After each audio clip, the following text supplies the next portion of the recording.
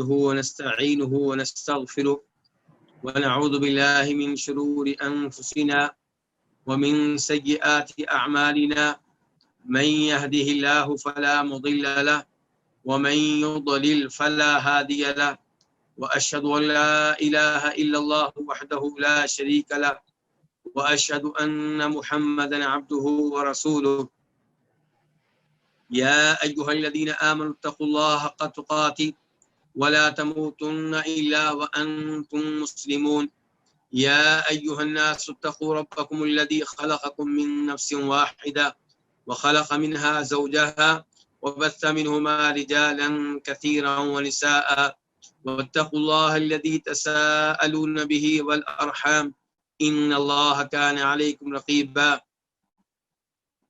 يا أيها الذين آمنوا اتقوا الله وقولوا قولا سديدا يصلح لكم أعمالكم ويغفر لكم ذنوبكم ومن يطع الله ورسوله فقد فاز فوزا عظيما أما بعد فإن خير الحديث كتاب الله وخير الهدي هدي محمد صلى الله عليه وسلم وشر الأمور محدثاتها وكل محدثة بدعة وكل بدعة ضلالة وكل ضلالة في النار. الوافی بما فی الصحیحین، یہ وہ کتاب ہے جس پہ موجودہ دورہ چل رہا ہے، اور یہ کتاب صحیح بخاری اور صحیح مسلم کی احادیث پہ مشتمل ہے، اور کتاب کے مؤلف کے مطابق اس کتاب میں بخاری اور مسلم کی تمام احادیث ہیں، لیکن احادیث کے تکرار سے بچنے کی ہر ممکن کوشش کی گئی ہے۔ اس کتاب کو کتاب کے مؤلف نے 10 مقاصد میں تقسیم کیا ہے، اور ان مقاصد میں سے تیسرا مقصد العبادات، عبادت سے تعلق رکھتا ہے، اور اس تیسرے مقصد میں کئی ایک کتب ہیں، ان میں سے 9ویں کتاب ہے الجنائز، یعنی کہ اس میں جنازے وغیرہ کے احکام و مسائل ہیں، اور اس کتاب میں بھی پھر کئی ابواب ہیں۔ ان ابواب میں سے 18واں باب آج ہم پڑھیں گے، باب مکان الامامی من الجنازتی، کہ امام کی جنازے میں جگہ کون سی ہوگی۔ جب جنازہ رکھا جائے گا اور امام صاحب نماز جنازہ پڑھانے لگیں گے تو وہ میت کے کس حصے کے سامنے کھڑے ہوں گے؟ کیا میت کے چہرے کے سامنے کھڑے ہوں گے، یا میت کے پاؤں کے سامنے کھڑے ہوں گے، یا میت کے سینٹر کے سامنے کھڑے ہوں گے، یا میت کے سینے کے سامنے کھڑے ہوں گے، یا میت کی کمر کے سامنے کھڑے ہوں گے؟ یہ بیان ہوگا اس باب میں کہ مکان الامامی من الجنازہ، کہ جنازے میں امام کی جگہ، امام کہاں کھڑا ہوگا۔ حدیث نمبر 630 قاف، اس حدیث کے بیان کرنے پہ اتفاق ہے کس کا؟ امام بخاری کا اور امام مسلم کا۔ عن سمرہ، روایت ہے جناب سمرہ بن جندب رضی اللہ تعالیٰ عنہ سے، وہ کہتے ہیں صلیت وراء النبی صلی اللہ علیہ وسلم، میں نے نبی علیہ السلام کے پیچھے نماز پڑھی، علم رأتن، ایک عورت کی۔ تو پھر نماز جنازہ کون سی نماز ہوئی؟ نماز جنازہ۔ جب وہ کہہ رہے ہیں کہ میں نے آپ کے پیچھے نماز پڑھی علم رأتن، ایک ایسی عورت پہ ماتت فی نفاسہا، جو فوت ہوئی تھی اپنے ولادت کے ایام میں، یعنی کہ جن دنوں اس عورت کے ہاں ولادت ہوئی، جو دن اس کی زچگی کے دن تھے، ان دنوں میں وہ عورت فوت ہوئی ہے۔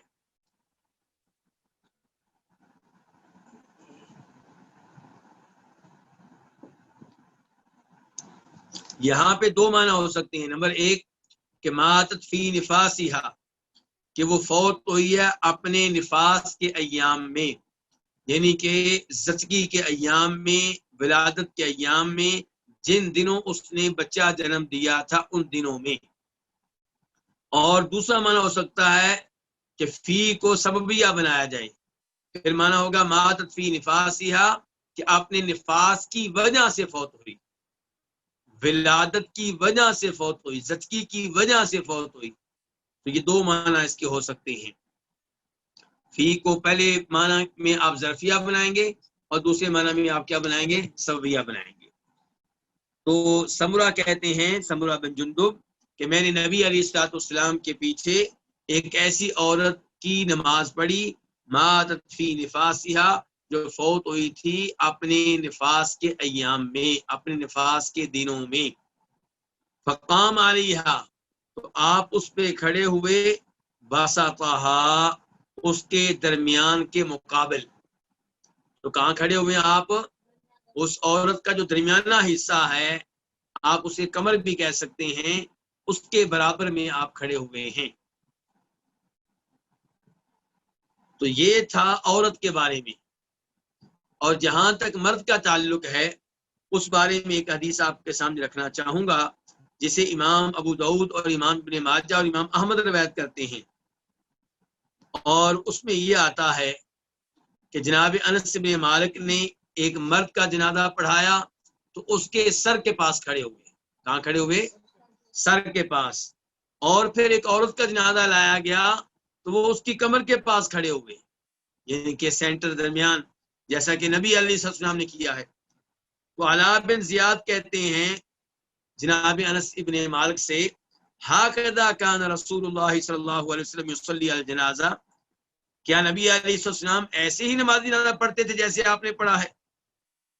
کہ یکبر علیہ اربعا، کہ آپ 4 تکبیریں کہتے تھے، ویقوم عند راس الرجل، اور آدمی کا جنازہ ہوتا تو اس کے سر کے پاس کھڑے ہوتے، عورت کا جنازہ ہوتا تو اس کی کمر کے پاس کھڑے ہوتے، کیا ایسے ہی آپ جنازہ پڑھتے تھے؟ قال نعم، انہوں نے کہا بالکل یہی آپ کا انداز تھا۔ کنہوں نے کہا؟ انس بن مالک نے۔ تو خلاصہ کلام کیا ہوا کہ مرد کی نماز جنازہ پڑھاتے ہوئے امام صاحب مرد کے سر کے پاس کھڑے ہوں گے، چہرے کے پاس کھڑے ہوں گے، اور عورت کی نماز جنازہ پڑھاتے ہوئے اس کے درمیان میں کھڑے ہوں گے، اس کی کمر کے پاس کھڑے ہوں گے۔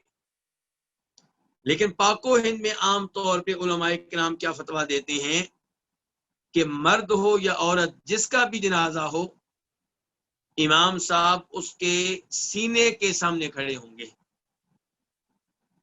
لیکن یہ موقف درست نہیں ہے، صحیح احادیث کے سے مطابقت نہیں رکھتا، نبی علیہ السلام کے طریقے اور سنت سے مطابقت نہیں رکھتا۔ اس لیے مرد کی نماز جنازہ میں امام صاحب کہاں کھڑے ہوں گے؟ میت کے سر کے سامنے، اور عورت کی نماز جنازہ میں عورت کے درمیان کے مقابل کھڑے ہوں گے، اس کی کمر کے مقابل میں کھڑے ہوں گے۔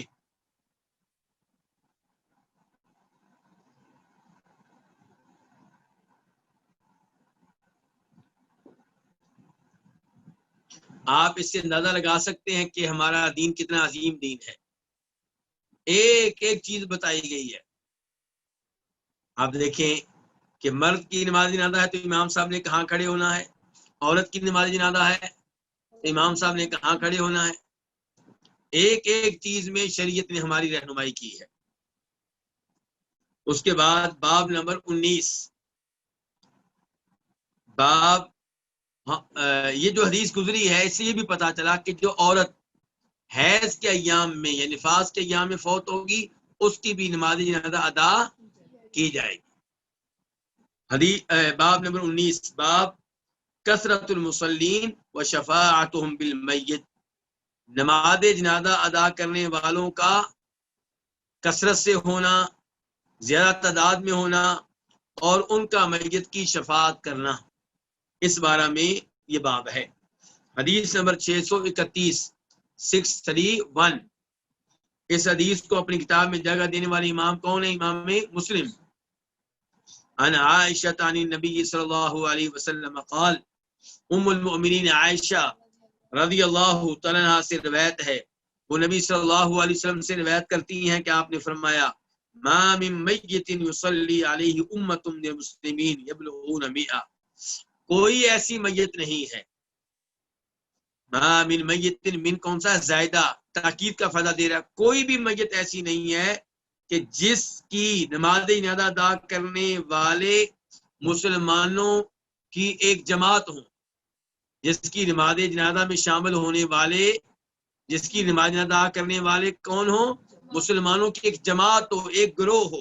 سوال پیدا ہوا کون سا گروہ، کتنی تعداد؟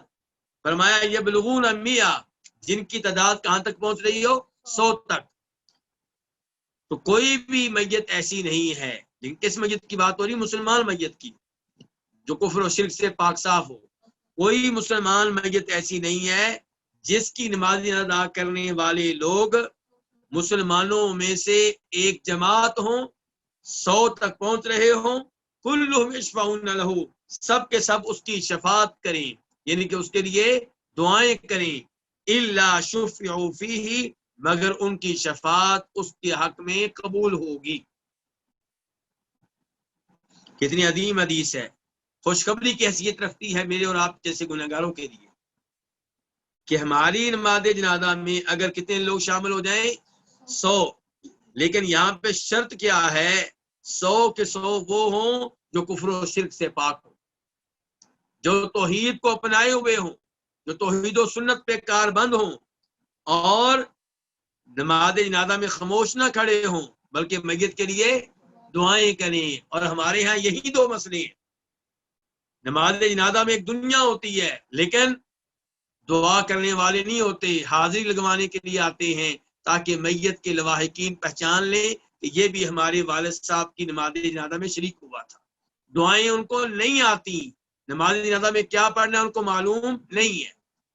और दूसरे नंबर पे ये कि आम तौर पे लोग वो होते हैं जो कब्रों के पुजारी होते हैं, कब्रों को सजदा करने वाले होते हैं, कब्रों का तवाफ करने वाले होते हैं, फौज शुदगान को मदद के लिए पुकारने वाले होते हैं, फौज शुदगान के नाम पे बकरे ज़िबा करने वाले होते हैं, कुफ्र और शिर्क के ऊपर। तो ये हदीस मुझे और आपको पैगाम दे रही है कि अपनी बैठक वो बनाएं जो आपके लिए मरने के बाद मुफीद हो, आपके दोस्त ऐसे हों, आपके ताल्लुकात ऐसे लोगों से हों जिनको ये एहसास हो कि हमारा ये भाई फौत हो गया है, हमने इसकी नमाज जनाजा में पहुंच के इसकी शफात करनी है। और हों भी कौन, तौहीद वाले, ऐसे जिनकी शफात अल्लाह सुनने वाला हो। मुशरक की शफात अल्लाह सुनेंगे? मुशरक से तो अल्लाह ताला नफरत करते हैं, उसकी दुआ अल्लाह कैसे सुनेंगे?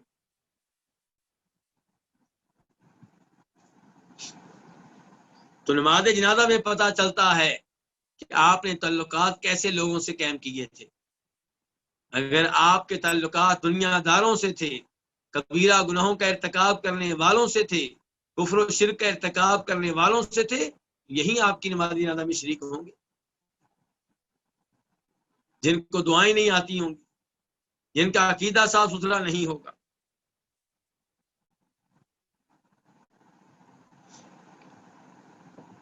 तो इस हदीस से मालूम हुआ कि नमाज जनाजा में ज्यादा से ज्यादा लोग होने चाहिए और तौहीद वाले होने चाहिए, और उनको चाहिए कि जनाजे में शरीक होके जोर लगाएं, इखलास से दुआएं करें, अल्लाह की मिन्नत करें कि अल्लाह ताला मैयत को मुआफ कर दे, उस पर रहम फरमाए, उसे कब्र के अजाब से, जहन्नम के अजाब से बचाए और उसे जन्नत में जगह दे।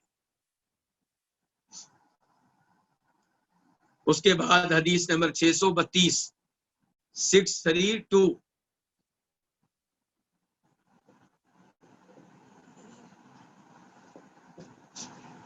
इस हदीस को अपनी किताब में जगह देने वाले इमाम कौन है? इमाम मुस्लिम। अन कुरैब बिन मौला इब्न अब्बास, कुरैब से रवायत है। कुरैब कौन है? जनाब अब्दुल्ला इब्न अब्बास रदियल्लाहु अन्हुमा के मौला हैं, यानी कि उनके आजाद करदा गुलाम हैं। वो रवायत करते हैं अब्दुल्ला इब्न अब्बास, जनाब अब्दुल्ला इब्न अब्बास से, अपने मालिक से और अपने उस्ताद से। अब्दुल्ला इब्न अब्बास से रवायत करते हैं कि अन्नहु मात इब्न लहू, कि बेशक बात ये है कि उनका एक बेटा फौत हो गया। किनका? अब्दुल्ला इब्न अब्बास का। कहाँ फौत हुआ? बिकुदैदिन औ बिउस्मान, मकाम कुदैद पे या मकाम उस्मान पे। ये शक हो गया किसको? रावी को। मकाम कुदैद और मकाम उस्मान, ये दोनों मकाम मक्का और मदीना के दरमियान में है, लेकिन मक्का के ज्यादा करीब है। किसकी ज्यादा करीब है? मक्का की। और उस्मान कुदैद के मुकाबले में ज्यादा करीब है मक्का के। तो वहां पे बेटा फौत हुआ किसका? अब्दुल्ला इब्न अब्बास का। फकाल, तो कहने लगे, या कुरैब, ए कुरैब, उन्जुर मजतमा लहू मिनन नास, देखो उन लोगों को, देखो जो जमा हुए हैं, लहू इसकी खातर, किसकी खातर? बेटे की खातर, मिनन नासी, लोग, जो लोग میرے بیٹے کی خاطر جمع ہوئے، دیکھو کتنے ہیں، چیک کر کے آؤ۔ قال، وہ کہتے ہیں کون؟ قریب۔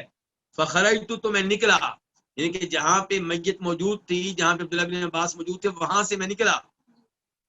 فَإِذَا نَاسٌ قَدِ اجْتَمَعُوا لَهُ، تو اچانک خلاف توقع کئی لوگ ہیں جو اس کے لیے جمع ہو چکے ہیں، یعنی کہ لفظ اذا کا استعمال کیا قریب نے، اور اذا کا لفظ یہاں جب کے معنی میں نہیں ہے، بلکہ اچانک اور ایسی چیز کے معنی میں ہے جو خلاف توقع، یعنی کہ لوگ جو جمع ہوئے تھے وہ قریب کی توقع کے خلاف تھے، خلاف یعنی کہ خلاف توقع لوگ ان کے لیے جمع ہو چکے تھے۔ فاخبرتہ، کہتے ہیں میں نے ان کو خبر دی، ان کو بات بتائی، کن کو؟ عبداللہ بن عباس کو۔ فقال، تو وہ فرمانے لگے، کون؟ عبداللہ بن عباس، تقولهم 40، تقول سے پہلے حمزہ استفہام کا مقدر ہوگا، یعنی کہ اتقول، اور تقول تدل کے معنی میں ہے، آپ کیا کہتے ہیں، آپ کیا گمان کرتے ہیں وہ 40 ہوں گے؟ آپ کے خیال میں یہ لوگ کتنے ہوں گے؟ 40 ہوں گے؟ قال نعم، قرآن نے کہا بالکل 40 تو ہیں۔ قال اخرجوه، کہا اس کو نکالو، کس کو؟ میت کو، یعنی کہ نکال لو، میرے بیٹے کی میت کو باہر نکالو۔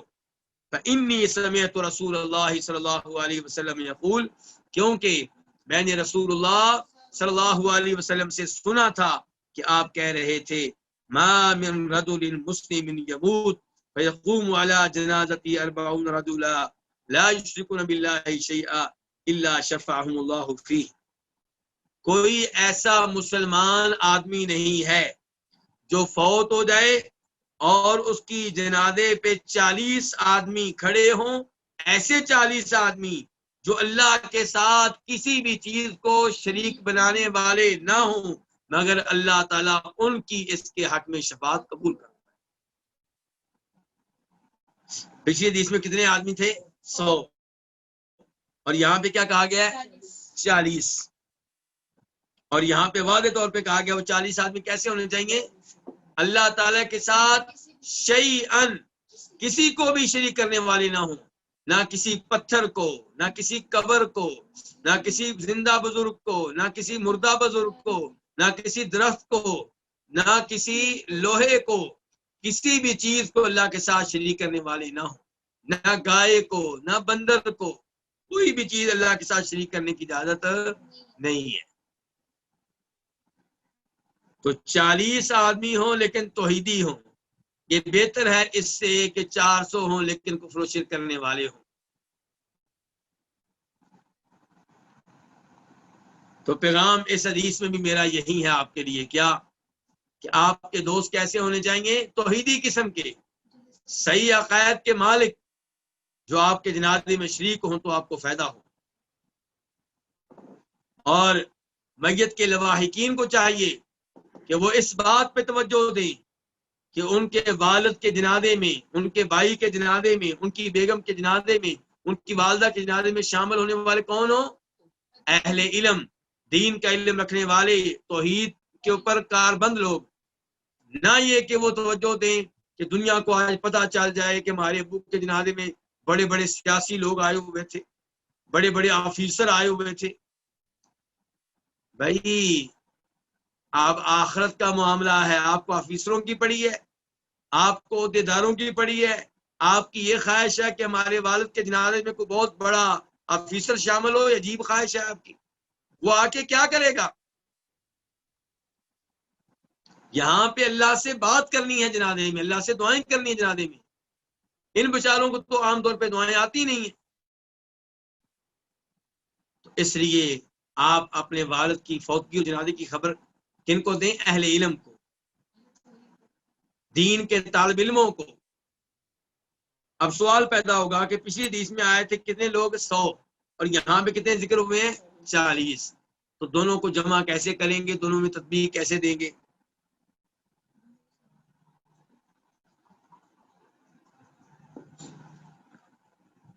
ایسی احادیث کو منکرین حدیث قسم کے لوگ اور ملحد قسم کے لوگ، لادین قسم کے لوگ، لبرل قسم کے لوگ پیش کرتے ہیں بتانے کے لیے کہ اسلام میں تضاد ہے۔ اسلام میں کیا ہے؟ ایک حدیث میں آیا 40، دوسری میں کیا آیا 100، جبکہ اس کو تضاد کہنا، یہ تضاد کہنے والے کی بہت بڑی غلطی اور کم عقلی کی دلیل ہے۔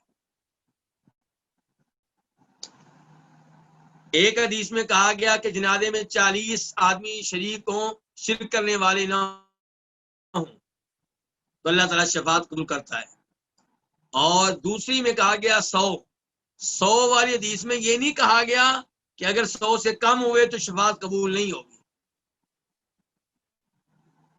40 آدمی ہوں اللہ شفاعت قبول کرتا ہے، پھر 40 کے بعد چاہے 45 ہوں، چاہے 50 ہوں، چاہے 70 ہوں، چاہے 80 ہوں، چاہے 90 ہوں، چاہے 100 ہوں۔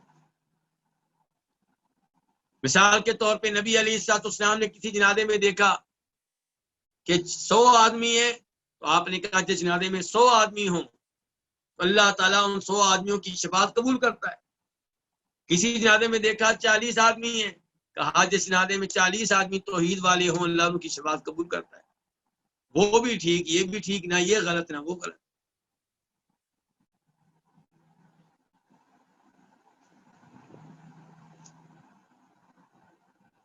اس کے بعد باب نمبر 20، کیا باب ہے؟ باب ثناء الناس علی المیت، لوگوں کا میت کی تعریف کرنا۔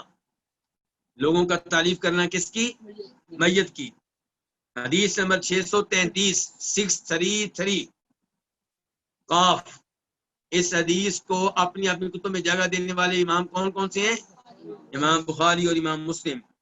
عن انس بن مالک رضی اللہ عنہ، روایت ہے جناب انس بن مالک رضی اللہ تعالیٰ عنہ سے، وہ کہتے ہیں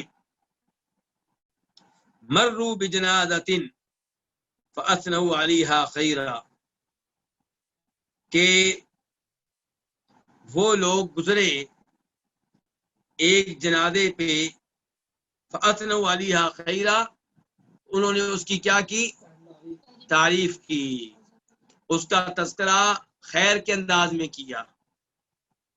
فقال النبی صلی اللہ علیہ وسلم، آپ نے فرمایا واجبت، واجب ہو گئی۔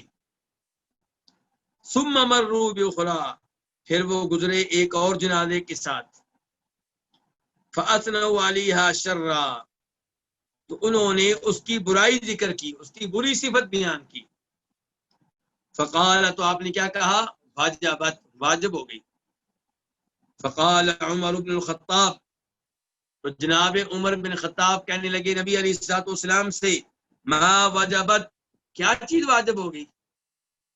اللہ کے رسول آپ کہہ رہے ہیں واجب ہو گئی، واجب ہو گئی، کیا چیز واجب ہو گئی؟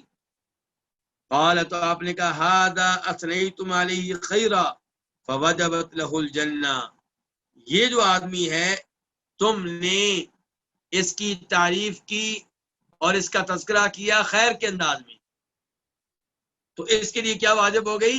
جنت واجب ہو گئی، اللہ اس کو جنت دے گا۔ وَهَذَا أَثْنَيْتُمْ عَلَيْهِ شَرًّا، اور اس کا تم نے تذکرہ کیا ہے برے انداز میں، اس کی تم نے برائی بیان کی ہے۔ فَوَجَبَتْ لَهُ النَّارُ، اس کے لیے کیا واجب ہو گئی ہے؟ جہنم واجب ہو گئی ہے۔ أَنْتُمْ شُهَدَاءُ اللَّهِ فِي الْأَرْضِ، تم اللہ تعالیٰ کے زمین پہ گواہ ہو۔ اور ایک روایت میں لفظ آئے ہیں المؤمنون شہداء اللہ فی الارض، جو مومن ہوتے ہیں وہ زمین پہ رہتے ہیں اور اللہ تعالیٰ کی طرف سے کیا ہے؟ گواہ ہے۔ یعنی جیسی گواہی تم نے دی ویسا ہی میت کے ساتھ سلوک ہوگا۔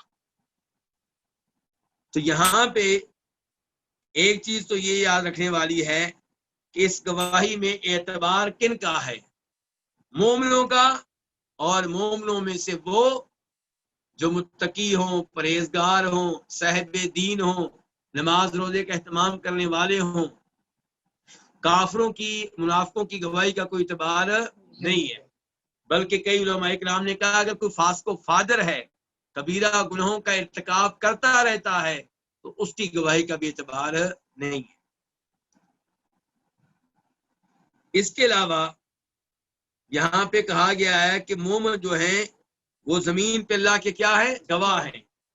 یہ الفاظ اس آیت کے عین مطابق ہیں جس آیت میں اللہ تعالیٰ فرماتے ہیں وَكَذَلِكَ جَعَلْنَاكُمْ أُمَّةً وَسَطًا، اسی طرح ہم نے تم کو بہترین امت بنایا ہے، معتدل امت بنایا ہے، افضل ترین امت بنایا ہے۔ کیوں؟ لِتَكُونُوا شُهَدَاءَ عَلَى النَّاسِ، تاکہ تم لوگوں پہ گواہی دینے والے بنو۔ وہاں پہ یہ نہیں کہا گیا آخرت میں، گواہی دنیا میں بھی اور آخرت میں بھی۔ تو اس لیے حدیث کی الفاظ اس آیت کے عین مطابق ہیں۔ اچھا، اب ایک جنازہ گزرا تو اس کی تعریف کی گئی۔ امام حاکم اپنی مستدرک میں روایت کرتے ہیں کہ تعریف کرتے ہوئے کہا گیا کہ کان یحب اللہ ورسولہ، کہ یہ آدمی اللہ کے رسول سے کیا کیا کرتا تھا؟ محبت کیا کرتا تھا۔ وَيَعْمَلْ بِطَاعَةِ اللَّهِ، اور یہ اللہ کی اطاعت کے مطابق اعمال سر انجام دیا کرتا تھا۔ وَيَسْعَىٰ فِيهَا، اور نیک اعمال کے لیے بڑی کوشش کیا کرتا تھا۔ اور جب باری آئی کس کی؟ برے کی، اس کے بارے میں کہا گیا کہ یہ اللہ اور اللہ کے رسول سے بغض رکھتا تھا اور اللہ کے رسول کی نافرمانی کیا کرتا تھا۔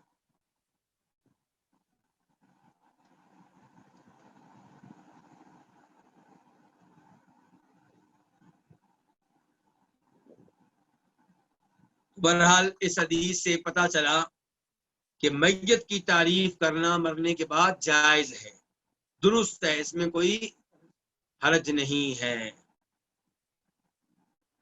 اس کے بعد حدیث نمبر 634 634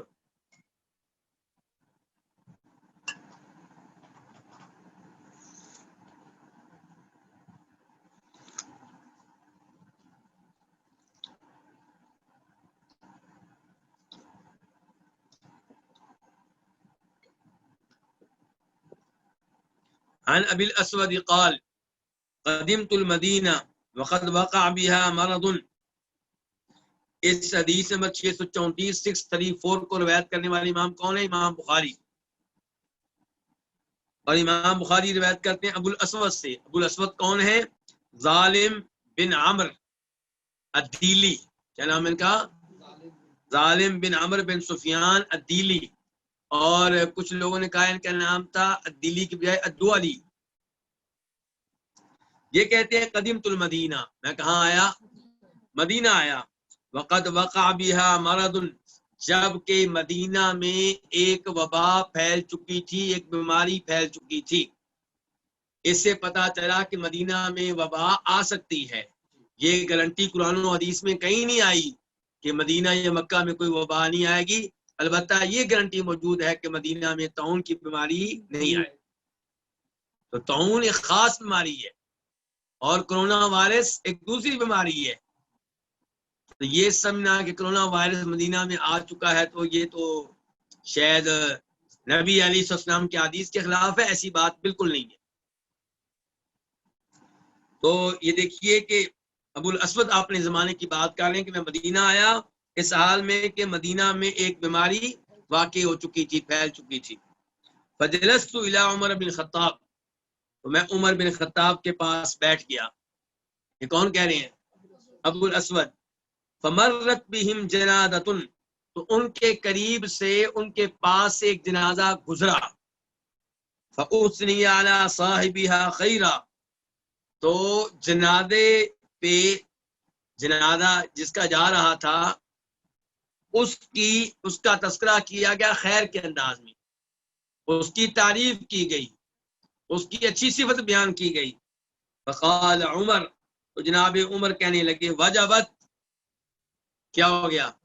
واجب ہو گئی۔ ثم مر باخرى، پھر ایک اور جنازے کو لے کر گزرا گیا۔ فاثنی علی صاحبها خیرا، تو اس جنازے والے کا تذکرہ بھی خیر کے انداز میں ہوا، اس کی بھی اچھی تعریف کی گئی۔ فقال عمر، جناب عمر کہنے لگے واجبت، واجب ہو گئی۔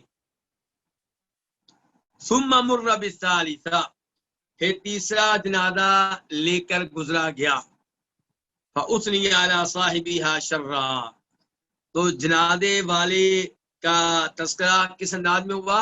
برے انداز میں، اس کی بری صفت بیان کی گئی. فقال تو آپ نے کہا واجبت واجب ہو گئی. فقال ابو الاسود ابو الاسود کہنے لگے فقلت میں نے کہا وما وجبت یا امیر المؤمنین امیر المؤمنین مومنوں کے امیر مومنوں کے حکمران مجھے بتائیے کیا واجب ہو گئی ہے. 3 دفعہ آپ نے کیا واجب ہوگی کیا واجب ہو گئی ہے. قال جناب عمر کہنے لگے قلت میں نے کہا جناب عمر نے کہا قلت میں نے کہا ہے جیسے نبی علیہ السلام نے کہا تھا. میں نے وہی کچھ کہا ہے جو کس نے کہا تھا؟ نبی علیہ السلام نے. آپ نے کیا کہا تھا؟ ایما مسلم شہید لہ اربعۃ بخیر ادخلہ اللہ الجنہ. جو بھی مسلمان اس کے حق میں 4 آدمی گواہی دیں خیر کی، گواہی دیں 4 آدمی کس چیز کی؟ خیر کی، اور ہوں کہ میں سے مسلمانوں میں سے گواہی دینے والے، تو ادخلہ اللہ الجنہ، تو اللہ تعالیٰ اس آدمی کو کہاں داخل کرے گا؟ جنت میں داخل کرے گا. فقلنا تو ہم نے کہا وثلاثہ، اور 3 آدمی گواہی دے تو؟ قال وثلاثہ، اور 3 آدمی بھی گواہی دیں تو اللہ تعالیٰ اس میت کو کہاں داخل کرے گا؟ جنت میں. فقلنا تو ہم نے کہا، کون کہہ رہا ہے؟ ہم نے کہا جناب عمر کہہ رہے ہیں. وثنانی، اور 2 آدمی گواہی دیں تو؟ قال وثنانی، اور 2 آدمی گواہی دیں تو بھی، پھر بھی ایسا آدمی جنت میں جائے گا جس کے حق میں 2 آدمی خیر کی گواہی دے رہے ہیں. ثم لم نسألہ عن الواحد، جناب عمر کہتے ہیں پھر ہم نے آپ سے 1 آدمی کے بارے میں سوال نہیں کیا کہ 1 آدمی گواہی دے تو پھر کیا بنے گا. یہ ہم نے سوال نہیں کیا. کیوں سوال نہیں کیا؟ کیونکہ گواہی کا نصاب کیا ہے؟ کم از کم گواہ کتنے ہونے چاہیے؟ 2 کا تذکرہ آ گیا اور اسی پہ ہم نے اکتفا کیا. ہم نے مزید کوئی سوال نہیں کیا.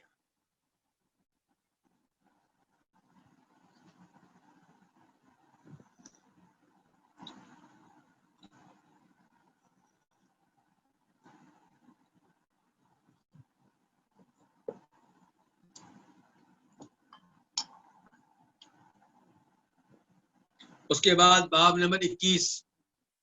باب کیا؟ باب مستریح و مستراح منہ، کہ راحت پانے والا ہے، آرام پانے والا ہے، اور اس سے لوگ آرام پانے والے ہیں. اس کا کیا مطلب ہے؟ یہ حدیث سے سمجھ میں آ جائے گا. حدیث نمبر کون سی ہے؟ 635 635 قاف. اس حدیث کو بیان کرنے والے کون کون ہیں؟ امام بخاری اور امام مسلم. عن ابی قتادہ بن ربعی الانصاری، روایت ہے ابو قتادہ بن ربعی انصاری سے. ان رسول اللہ صلی اللہ علیہ وسلم مر علیہ بجنازہ، کہ نبی علیہ الصلوۃ والسلام کے پاس سے گزرا گیا ایک جنازے کے ساتھ، یعنی کہ لوگ ایک جنازہ لے کر آپ کے پاس سے گزرے. فقال، تو آپ نے کہا مستریح و مستراح منہ، مستریح راحت پانے والا ہے، آرام پانے والا ہے. اس کے بعد ہے واو. واو یہاں پہ او کے معنی میں ہے، یعنی کہ یا، کہ آرام پانے والا ہے یا اس سے لوگ آرام پانے والے ہیں، لوگ اس سے راحت پانے والے ہیں. قالوا، تو انہوں نے کہا، کنہوں نے؟ صحابہ کرام نے. یا رسول اللہ، اللہ کے رسول، مل مستریح والمستراح منہ، یہ لفظ جو آپ نے بولے ہیں کہ آرام پانے والا ہے، راحت پانے والا ہے، یا لوگ اس سے راحت پانے والے، اس کا کیا مطلب ہے؟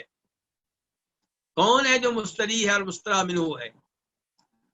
قال، تو آپ نے کہا العبد المؤمن یستریح من نصب الدنیا واداها الى رحمت اللہ، کہ بندہ مومن دنیا کی تھکاوٹ سے آرام پاتا ہے، واداها، دنیا کی تکلیفوں سے آرام پاتا ہے، آرام پا کر کہاں جاتا ہے؟ الى رحمت اللہ، اللہ کی رحمت کی طرف جاتا ہے. یعنی کہ مومن جب فوت ہوتا ہے تو اس کو سکون مل جاتا ہے، دنیا کے مصائب سے جان چھوٹ جاتی ہے، کیونکہ دنیا مومنوں کے لیے کیسے ہے؟ قید خانہ ہے. آزمائشیں ہیں، مصیبتیں ہیں، پریشانیاں ہیں. مومن کو سکون نہیں ملتا. اور آج آپ پوری دنیا میں مسلمانوں کو دیکھ لیں، جگہ بجگہ مسلمان آزمائش کیا. تو پریشان نہیں ہونا چاہیے. دنیا مومن کے لیے کیا قید خانہ ہے، جیل ہے. تو فرمایا مومن بندہ جو ہے وہ دنیا کی تھکاوٹ سے اور تکلیفوں سے آرام پاتا ہے، اور آرام پا کر کہاں جاتا ہے؟ اللہ رحمت اللہ، اللہ کی رحمت کی طرف. والعبد الفاجر یستریح منہ العباد والبلاد والشجر والدواب.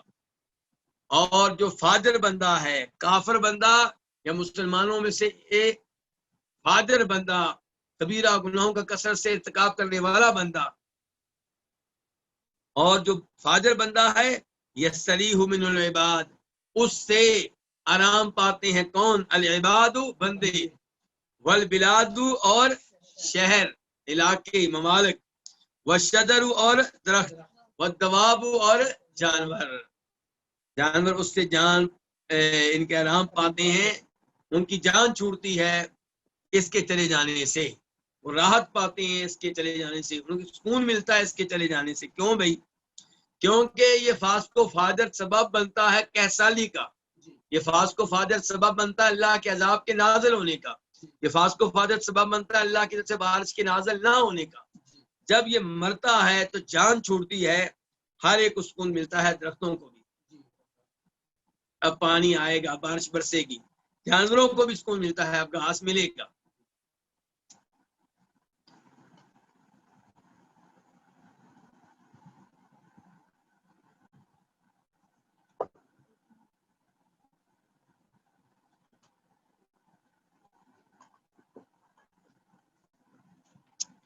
اس کے بعد باب نمبر 22 باب کیا ہے؟ باب ترک الصلاۃ علی قاتل نفسی. جو اپنے آپ کو خود قتل کرنے والا ہو، اپنے آپ کو خود ہلاک کرنے والا ہو، اس کی نماز ترک کر دینا، یعنی خودکشی کرنے والے کی نماز جنازہ ادا نہ کرنا. اس بارے میں یہ باب ہے. حدیث نمبر ہے 636 میم. اس حدیث کو اپنی کتاب میں جگہ دینے والے امام کون سے ہیں؟ نہیں، امام مسلم، کیونکہ صرف میم ہے. امام مسلم. عن جابر بن سمورہ، روایت ہے کس سے؟ جابر بن سمورہ السوائی الکوفی سے. قال، وہ کہتے ہیں اتی النبی صلی اللہ علیہ وسلم برجل قتل نفسه بمشاقص. نبی علیہ الصلوۃ والسلام کے پاس ایک ایسا آدمی لایا گیا جس نے اپنے آپ کو قتل کیا تھا. کس چیز کے ساتھ؟ چوڑے تیروں کے ساتھ. مشاقص مشکس کی جمع ہے. کس کے ساتھ قتل کیا تھا اپنے آپ کو؟ چوڑے تیروں کے ساتھ. فلم یصلی علیہ، آپ نے اس کی نماز جنازہ ادا نہیں کی. تو جی اب بتائیں، اگر اس قسم کا کوئی آدمی فوت ہو تو اس کی نماز جنازہ ادا کرنی چاہیے کہ نہیں؟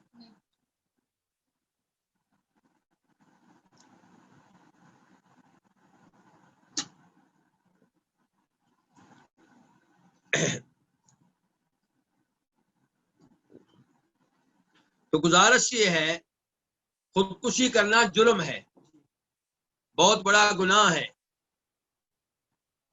اور خودکشی کرنے والا شاید اس موقع پہ آخرت کے معاملات کو ذہن سے نکال دیتا ہے. ورنہ اگر اس کے ذہن میں ہو کہ میرا حساب ہوگا، مجھ سے پوچھا جائے گا کہ تو نے اپنے آپ کو کیوں مارا، تو خودکشی کیوں کرے گا؟ تو خودکشی کے قریب بھی نہیں جانا چاہیے، اس کے بارے میں سوچنا بھی نہیں چاہیے. اللہ تعالیٰ مصیبتیں بھیجتے ہیں، اپنے بندوں کو آزماتے ہیں، ان کے امتحان لیتے ہیں، کون صبر کرنے والا ہے، اور صبر کرنے والے کو اللہ تعالیٰ بے پناہ اجر و ثواب دیتے ہیں. کیا انبیاء کرام علیہ السلام پہ آزمائشیں نہیں آئی؟ کیا صحابہ کرام پہ نہیں آئی؟ ان پہ اتنی بڑی آزمائشیں آئی ہیں کہ ہم سوچ نہیں سکتے. تو ایسے ہی خودکشی کرنے والا، اس کے اوپر آزمائش آ گئی ہے تو صبر کرے. اپنے آپ کو ختم کر دینا غلط ہے. تو شریعت نے اس لیے تاکہ باقی لوگ عبرت حاصل کریں، نبی علیہ الصلوۃ والسلام نے اس آدمی کی نماز جنازہ ادا نہیں کی تاکہ باقی لوگ اپنے کانوں کو ہاتھ لگائیں، توبہ توبہ کریں. لیکن نبی علیہ الصلوۃ والسلام نے باقی لوگوں کو نماز جنازہ ادا کرنے سے روکا نہیں ہے. اس لیے کبیرہ گناہوں کا ارتکاب کرنے والا، خودکشی کرنے والا، بدکاری کرنے والا شراب پینے والا، یہ سب لوگ کون ہیں؟ چونکہ مسلمان ہیں، کبیرہ گناہ کیا ہے، بہت بڑا جرم کیا ہے، بہت بڑا گناہ کیا ہے، اس جرم کی شناخت میں قباحت میں کوئی شک و شبہ نہیں ہے، لیکن اس کا مطلب یہ نہیں ہے کہ اس کی مادی نظر داری کی جائے گی۔ ہاں، جو معاشرے کا اہم آدمی ہے، جو اگر اس کی نماز جنازہ میں شریک نہیں ہوگا، باقی لوگ توبہ کریں گے، اس کو چاہیے کہ اس کی نماز جنازہ میں شریک نہ ہو۔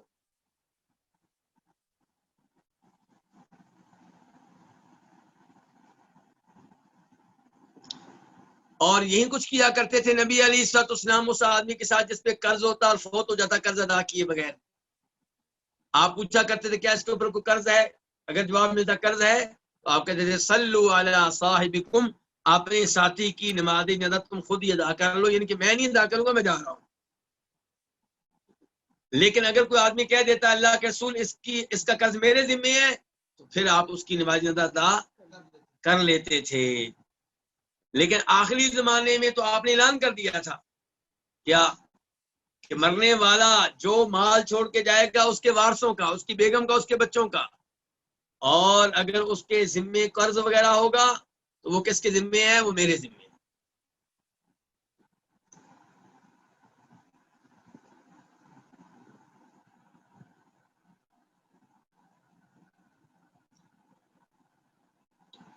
اس کے بعد باب نمبر کون سا ہے؟ 23، باب ما یلحق المیت من الثواب، یہ باب ہے اس ثواب کے بارے میں جو میت سے جا ملتا ہے، میت کو بعد میں ملتا رہتا ہے۔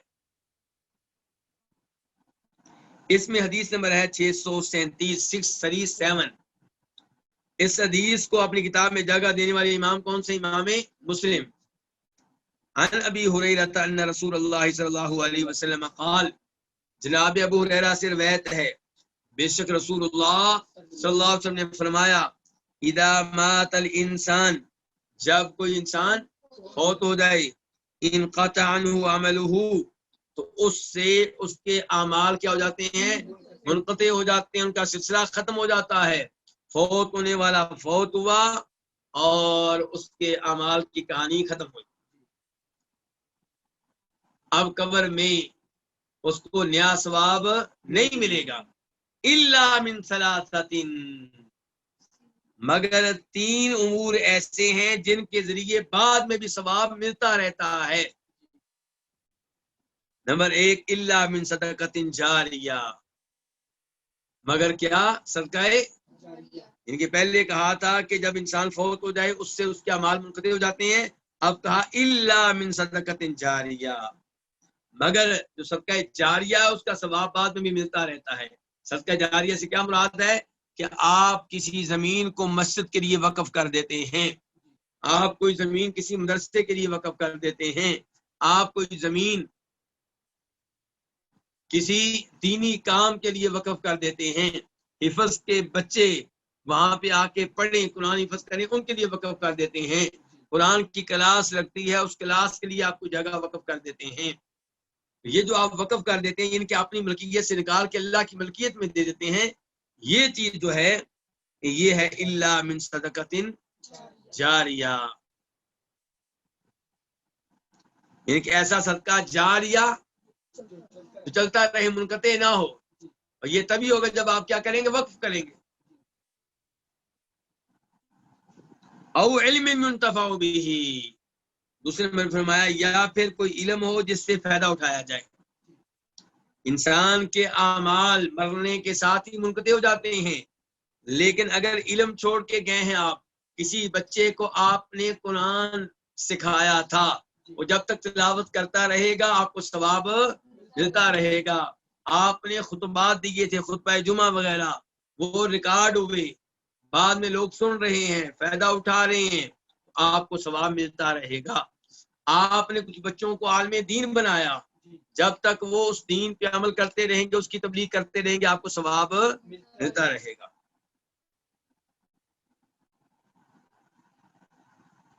اس لیے ہم میں سے ہر ایک کو چاہیے کہ کسی نہ کسی کو دین سکھائے جتنا آپ کو آتا ہے۔ آپ کو ایسے لوگ مل جائیں گے جن کو کلمہ پڑھنا نہیں آتا، آپ کو ایسے لوگ مل جائیں گے جن کو سورہ فاتحہ پڑھنا نہیں آتی، آپ کو ایسے لوگ مل جائیں گے جن کو سورہ اخلاص نہیں آتی، آپ کسی کو سورہ اخلاص سکھا دیں یا کلمہ سکھا دیں یا سورہ فاتحہ سکھا دیں، یہ چیز جب تک وہ پڑھتا رہے گا آپ کو ثواب ملتا رہے گا۔ او ولد صالح یدعو له، فرمایا یا پھر نیک بچہ ہو، نیک اولاد ہو، یدعو جو دعا کرے لہو اس کے لیے، کس کے لیے؟ مرنے والے کے لیے، یعنی کہ اپنے والد کے لیے دعا کر رہی ہے، لیکن کون سی اولاد آپ نے کہا ہے؟ نیک اولاد۔ اس کا مطلب یہ ہے کہ ہر باپ کو چاہیے کیسی اولاد تیار کرے؟ نیک اولاد، جو اس کے لیے بعد میں کیا کر سکے؟ دعا کر سکے۔ لیکن افسوس ہے کہ لوگوں کا ذہن بڑا عجیب ہو چکا ہے، وہ پیسہ لگاتے ہیں لاکھوں میں کروڑوں میں بیٹے کے اوپر، اور پڑھاتے کیا ہیں؟ وہ علوم پڑھاتے ہیں، وہ چیزیں سکھاتے ہیں جنہیں سیکھ کر وہ باپ کو کوئی فائدہ نہیں دے۔ باپ کا فائدہ کس چیز میں تھا کہ اس کو کیا سکھاتا؟ دین، اللہ کا قرآن، نماز کا طریقہ، توحید کی باتیں۔ لیکن ہوتا کیا ہے کہ والدین عام طور پہ بچے کی تربیت نیکی کی جانب نہیں کرتے، اسے غلط راہ پہ لگاتے ہیں، غلط اسکول میں چھوڑ کر آتے ہیں، غلط یونیورسٹی میں لے کر جاتے ہیں، غلط کالج میں بھیجتے ہیں، اور وہاں سے وہ بچے غلط چیزیں سیکھتے ہیں۔ اب ان کے گناہ کا حصہ اس کو بھی ملے گا، اس والد کو جو اس سکول میں لے کر گیا تھا، اس کالج میں لے کر گیا تھا، اس یونیورسٹی میں لے کر گیا تھا جہاں شرک، کفر و شرک موجود تھا، جہاں پہ الہاد موجود تھا، اور اس کو بھی پتا چل رہا تھا کہ میرے بیٹے پہ کوئی برا اثر ہو سکتا ہے۔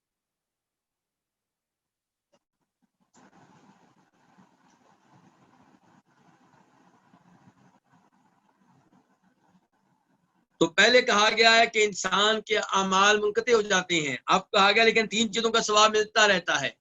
یہ وہ 3 چیزیں اگر آپ غور کریں جس میں اس کی اپنی محنت ہے، صدقہ جاریہ وہ خود کرنے والا ہے، خود وہ بلڈنگ کوئی وقف کر کے گیا، کسی مدرسے کو دے کر گیا ہے، یا علم جو ہے کون پھیلا کر گیا؟ خود، یا نیک اولاد اس کے لیے دعائیں کرتی ہے۔ اولاد کی تربیت اچھائی کی طرف کس نے کی ہے؟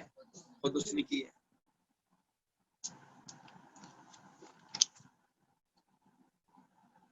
اس کے بعد باب نمبر کون سا؟ باب 24۔ باب کیا ہے؟ الصلاۃ علی القبر، قبر پہ کھڑے ہو کے کسی کی نماز جنازہ ادا کرنا۔ تو یہ کیسا ہے؟ پہلے حدیث پڑھتے ہیں پھر غور کرتے ہیں کہ کیسا ہے۔ حدیث نمبر کیا ہے؟ 638، 638۔ اس حدیث کو بیان کرنے والے امام کون سے؟ امام بخاری۔ عن ابن عباس رضی اللہ عنہما، کس سے روایت ہے؟ عبداللہ ابن عباس رضی اللہ عنہما سے، ان رسول اللہ صلی اللہ علیہ وسلم مر بقبر قد دفن لیلا، کہ بے شک رسول اللہ صلی اللہ علیہ وسلم ایک ایسی قبر کے پاس سے گزرے جس میں رات کو تدفین ہوئی تھی۔ تدفین کب ہوئی تھی؟ رات کو۔ فقال متى دفن هذا، اس کو کب دفن کیا گیا ہے؟ قالوا الباریہ، کہنے لگے گزشتہ رات۔ کنہوں نے کہا؟ صحابہ کرام نے کہا اللہ کے رسول گزشتہ رات ہم نے اس کو دفن کیا ہے۔ قال افلا آذنتمونی، تم لوگوں نے مجھے خبر کیوں نہیں دی، مجھے اطلاع کیوں نہیں دی؟ قالوا، انہوں نے کہا دفناہ فی ظلمۃ اللیل، اللہ کے رسول ہم نے اس کو رات کی تاریکی میں دفن کیا ہے، ان کے اس موقع پہ آپ کو زحمت دینا مناسب نہیں تھا، ہم نے اس کو رات کی تاریکی میں دفن کیا ہے۔ فکرہنا ان نوقظک، تو ہم نے آپ کو بیدار کرنا اس سے ناپسند جانا، ہم نے آپ کو بیدار کریں اس چیز کو ہم نے کیا جانا؟ ناپسندیدہ جانا۔ فقام، تو آپ کھڑے ہوئے، کون؟ رسول اللہ صلی اللہ علیہ وسلم۔ فصففنا خلفہ، ہم نے آپ کے پیچھے صفیں بنائیں۔ قال ابن عباس، عبداللہ ابن عباس کہتے ہیں وانا فیہم، میں ان میں شامل تھا، کن میں؟ جنہوں نے قبر پہ جنازہ پڑھتے ہوئے آپ کے پیچھے جنازہ پڑھا۔ فصلی علیہ، تو آپ نے اس آدمی کی نماز جنازہ ادا کی۔ اس سے کیا پتا چلا کہ جس کی نماز جنازہ آپ پہلے ادا نہیں کر سکے اس کی آپ نماز جنازہ اس کی قبر پہ کھڑے ہو کے ادا کر سکتے ہیں۔ اچھا جی، پھر یہاں پہ میرا سوال ہے آپ لوگوں سے کہ کیا ہم نبی علیہ السلام کی نماز جنازہ ادا کر سکتے ہیں آپ کی قبر کے پاس کھڑے ہو کے؟ کیوں؟ ابھی تو آپ نے کہا ہے کہ قبر پہ نماز جنازہ ادا کرنا جائز۔ ابو بکر صدیق کی، چلے اپنے پردادا جی کی،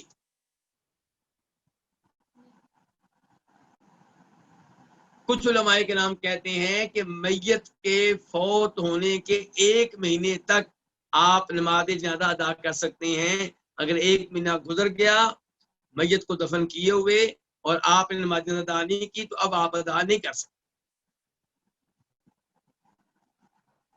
لیکن یہ تحدید، 1 مہینے کی تحدید اور قید اور پابندی جو لگائی گئی ہے اس کی کوئی دلیل نہیں ہے۔ نبی علیہ السلام نے احد میں شہید ہونے والوں کی نماز جنازہ کب ادا کی تھی؟ فوت ہونے سے کچھ دن پہلے، فوت ہونے والے سال میں ادا کی تھی، جب کہ وہ فوت ہوئے کس سال؟ سن 3 ہجری میں۔ بدر کی لڑائی ہوئی ہے سن 2 ہجری میں، احد کی لڑائی سن 3 ہجری میں، اور آپ فوت ہوئے سن 11 ہجری میں۔ سن 11 ہجری میں آپ فوت ہوئے کہ کتنے سالوں کے بعد آپ نے ان کی قبروں پہ کھڑے ہو کے ان کی نماز جنازہ ادا کی؟ لیکن پھر مسئلہ وہی ہے کہ کیا پھر ہم اپنے پردادا کی نماز جنازہ ادا کر سکتے ہیں اگر کوئی قید نہیں ہے؟ کچھ علماء کرام نے تو قید لگا دی تھی 1 مہینے کے اندر اندر بھائی، اور ہم نے ان کو کہہ دیا تھا کہ بھائی تم نے جو قید لگائی ہے، تحدید کی ہے، اس کی کوئی دلیل نہیں ہے۔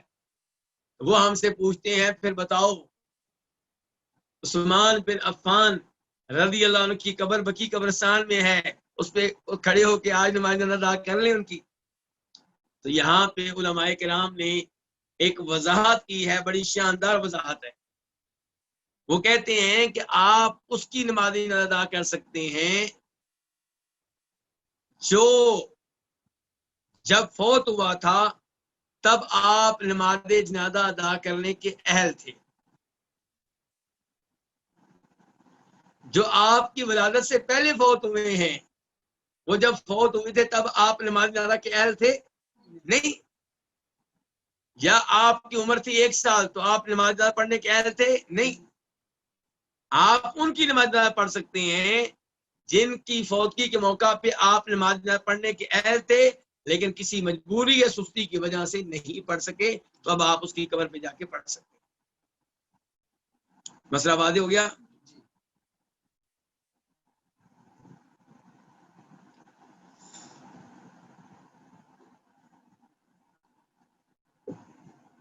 اس حدیث سے یہ بھی پتا چلا کہ بچے بڑوں کے ساتھ کھڑے ہو کے نماز جنازہ میں حصہ کیسے، یہ ہمیں پتا چلا کیونکہ عبداللہ ابن عباس خود بتاتے ہیں کہ جب نبی علیہ السلام نے حج کیا، اور آپ نے کتنے حج کیے ہیں؟ 1۔ کس سال کیا؟ سن 10 ہجری میں، ان کے سن 10 ہجری کے آخری مہینے میں ان کے جب حج ہوا ہے تو نبی علیہ السلام کے فوت ہونے میں 90 دن باقی رہ گئے تھے۔ تو عبداللہ بن عباس کہتے ہیں کہ آپ کے حج کے موقع پہ میں بلوغت کے قریب تھا، میں بلوغت کے، اس کا مطلب یہ ہے کہ جب یہ نماز ادا کی گئی ہے تو اس وقت عبداللہ بن عباس بالغ نہیں تھے، تو پتہ چلا بچہ بڑوں کے ساتھ سب میں کھڑے ہو کے نماز ادا کر سکتا ہے۔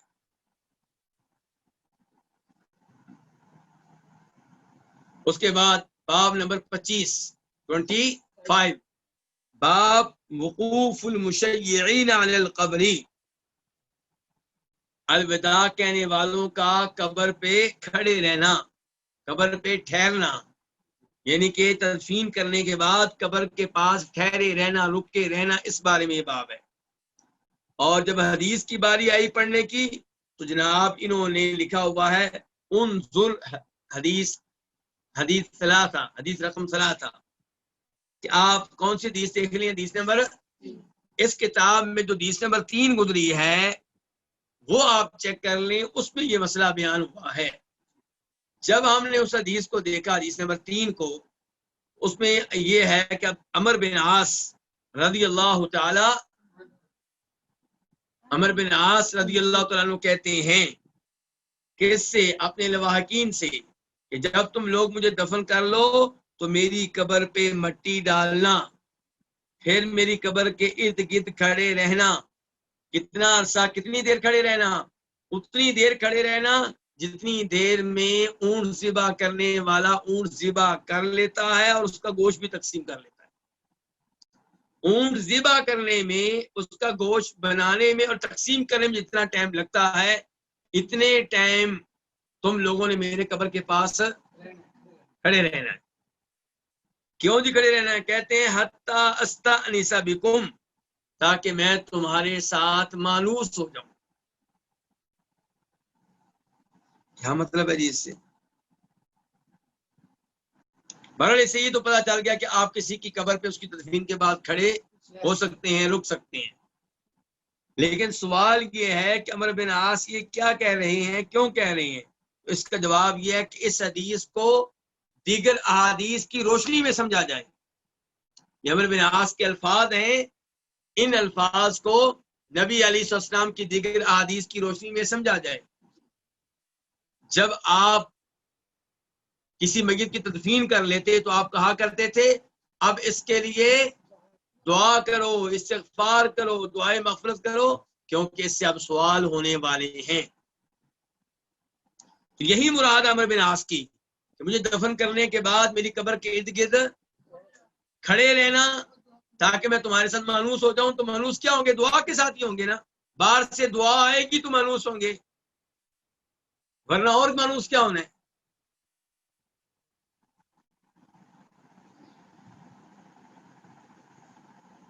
تو مسئلہ ثابت ہو گیا بہرحال کیا کہ کسی کی قبر کے پاس اسے الوداع کہنے والے رک سکتے ہیں، کھڑے ہو سکتے ہیں، وہاں پہ اس کے لیے دعا کر سکتے ہیں۔ جی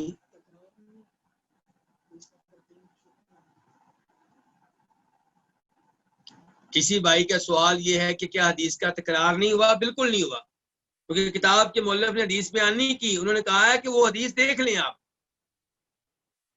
انہوں نے باب باندھا ہے، مسئلہ بیان کر دیا جو حدیث سے ہم اخذ کر رہے ہیں، جو مسئلہ ہم اس حدیث سے معلوم کر رہے ہیں۔ حدیث دوبارہ نہیں لکھی، کہا ہے وہ حدیث آپ دیکھ لیں۔ تو یہاں پہ اب باب نمبر ہے 26۔ کیا باب ہے؟ باب القیام للجنازہ، جنازے کے لیے کھڑے ہونا یہ کیسا ہے؟ اس بارے میں دو مشہور قول ہیں۔ ایک قول یہ ہے کہ نبی علیہ الصلوۃ والسلام نے شروع میں جنازے کے لیے کھڑے ہونے کا حکم دیا۔ جب جنازہ گزر رہا ہو اور آپ بیٹھے ہوئے تو آپ کیا کریں؟ کھڑے ہو جائیں۔ جب آپ قبرستان میں بیٹھے ہیں، قبر کے پاس جنازہ آیا ہے تو آپ کیا ہو جائیں؟ کھڑے ہو جائیں، جب تک کہ جنازے کو رکھ نہ دیا جائے۔ آپ جنازے کے ساتھ ساتھ آ رہے ہیں، چلتے آئیں، لیکن تب تک نہ بیٹھیں جب تک کہ جنازے کو رکھ نہ دیا جائے۔ یہ حکم دیا تھا پہلے، آپ نے کیا کیا تھا؟ پھر آپ کی کئی حدیث سے ثابت ہے کہ آپ نے جنازے آپ کے پاس سے گزرے تو آپ کھڑے نہیں ہوئے بلکہ بیٹھے رہے۔ اب کیا موقف اپنایا جائے اس مسئلے میں، جنازے کے لیے کھڑا ہونا چاہیے کہ نہیں؟ تو ایک موقف ہے امام مالک کا، امام شافعی کا، امام ابو حنیفہ کا۔ کتنے اماموں کا نام لیا میں نے؟ 3 کا۔ اور موجودہ زمانے کے بہت بڑے محدث شیخ البانی رحمہ اللہ کا۔ وہ موقف یہ ہے کہ پہلے آپ نے حکم دیا کہ جنازے کے لیے کھڑا ہوا جائے، بعد میں یہ حکم کینسل ہو گیا، منسوخ ہو گیا۔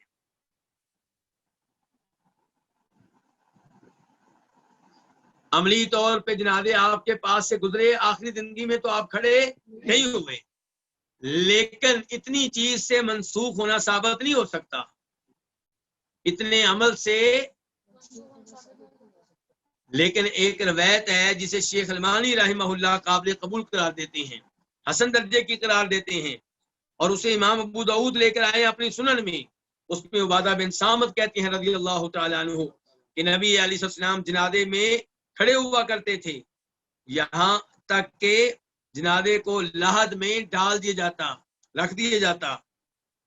تو آپ کے پاس سے ایک دفعہ ایک یہودی عالم گزرا، تو وہ کہنے لگا ہم بھی ایسے ہی کرتے ہیں، ہم بھی۔ تو نبی علیہ الصلوۃ والسلام نے اس کے بعد کیا کیا، جنازے جب گزرے تو آپ بیٹھے رہے اور کہا اجلیسو، بیٹھے رہا کرو، خالفوم، ان کی مخالفت کرو۔ تو یہ الفاظ بتا رہے ہیں کہ پہلا حکم کیا ہو گیا ہے، منسوخ ہو گیا ہے، کینسل ہو گیا ہے۔ اور یہی موقف ہے موجودہ زمانے کے بہت بڑے محدث علامہ محمد ناصر الدین البانی رحمہ اللہ کا۔ دوسرا موقف یہ ہے کہ شروع میں آپ نے حکم دیا کہ جنازے کے لیے کھڑے ہوا کرو، بعد میں کئی حدیث ثابت ہے کہ آپ کھڑے نہیں ہوئے۔ تو یہ بعد والی حدیث پیغام دے رہی ہیں کہ جنازے کے لیے کھڑے ہونے کا حکم اب واجب نہیں رہا، اب مستحب ہے۔ کھڑے ہو جائیں بہتر ہے، نہ کھڑے ہوں تو یہ بھی جائز ہے، درست ہے، گناہ نہیں۔ اور یہ موقف ہے امام احمد بن حنبل کا، اور اس موقف کو اپنایا ہے موجودہ زمانے کے علماء کرام میں شیخ ابن باز نے، شیخ ابن عثیمین نے۔ اب آپ کہیں گے کہ آپ کا پھر موقف کیا ہے، آپ کی رائے کیا ہے؟ تو میرا زیادہ رجحان جو ہے وہ شیخ البانی رحمہ اللہ کے موقف کی طرف ہے، اگرچہ اس مسئلے میں اختلاف کی گنجائش موجود ہے۔ شیخ البانی نے جو حدیث بیان کی ہے، اس حدیث کو اگر آپ حسن درجے کی مان لیتے ہیں پھر تو شیخ البانی کا موقف ہر ایک کو مان لینا چاہیے کہ جنازے کے لیے کھڑے ہونے کی حدیث کیا ہو چکی ہیں، منسوخ ہو چکی، کینسل ہو چکی ہیں، کیونکہ اس حدیث میں صاف صاف آیا، آپ نے کہا بیٹھو اور ان کی مخالفت کرو، کن کی؟ یہودیوں کی۔ لیکن کئی علماء کرام اس روایت کو قابل قبول نہیں مانتے، ضعیف مانتے ہیں، مشکوک مانتے ہیں، ناقابل اعتبار اور ناقابل اعتماد مانتے ہیں۔ اگر آپ یہ مانتے ہیں تو پھر ظاہر ہے آپ نسخ کا دعویٰ نہیں کر سکیں گے۔ تو آئیے اب یہ حدیث پڑھتے ہیں۔ تو باب کیا ہے؟ باب نمبر 26، باب القیام للجنازہ، جنازے کے لیے کھڑے ہونا۔ حدیث نمبر 639، 639، عن ابی سعید الخدری رضی اللہ تعالیٰ عنہ، کس سے روایت ہے؟ ابو سعید خدری رضی اللہ تعالیٰ عنہ سے۔ وہ روایت کرتے ہیں کس سے؟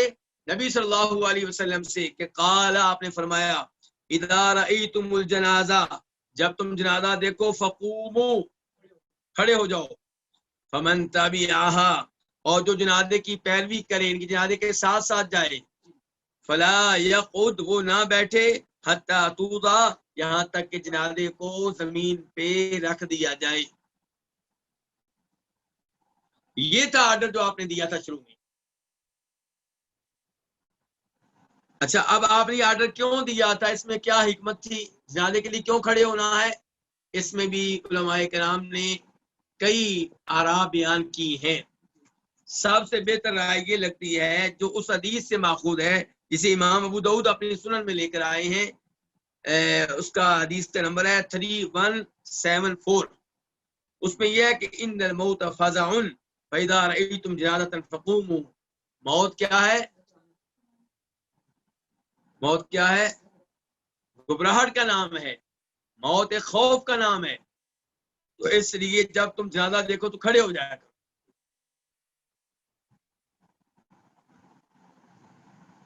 اب پڑھتے ہیں ہم حدیث نمبر 639 کے ضمن میں ایک روایت اور ہے، وفی روایت للبخاری، اور بخاری کی ایک روایت میں ہے، عن سعید المقبری، وہ امام بخاری کس سے روایت کرتے ہیں؟ سعید مقبری سے، اور وہ کس سے روایت کرتے ہیں؟ نبی ہی، اپنے باپ سے۔ قال، وہ کہتے ہیں، باپ کہتے ہیں، کنا فی جنازہ، ہم ایک جنازے میں تھے، فاخذ ابو ہریرہ رضی اللہ عنہ بیدی مروان، ابو ہریرہ رضی اللہ عنہ نے مروان کے ہاتھ کو پکڑا۔ ابو ہریرہ نے کس کو پکڑا؟ فجلسا قبل ان توضع، تو یہ دونوں بیٹھ گئے جنازہ زمین پہ رکھے جانے سے پہلے پہلے۔